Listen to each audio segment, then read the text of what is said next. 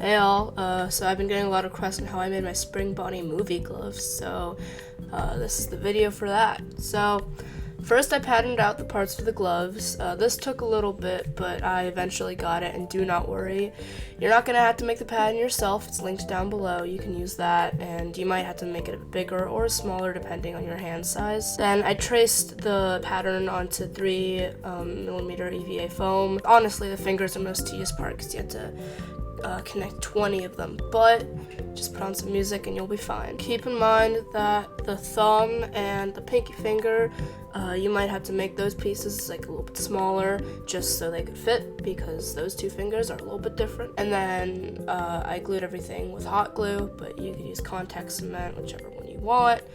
I used a little bit of a lighter yellow for my Spring Bonnie movie gloves to match the color of my Spring Bonnie, but you can use a little bit of a darker color if you want a more accurate color to the movie gloves. After that, I mixed some darker yellow and some brown to get that like weathered look that they have on the gloves, and then I just dry brushed that onto the gloves, and I just did like a light coat and I just went over it until it looked good.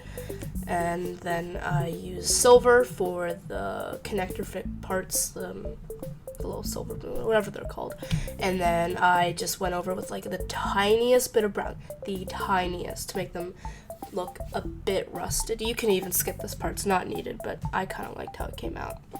And then after letting everything dry, you can put on a sealer coat like Mod Podge to give it that shiny look that they have in the movie.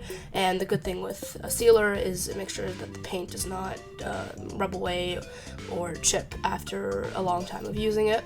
I would suggest maybe 2 or 3 coats.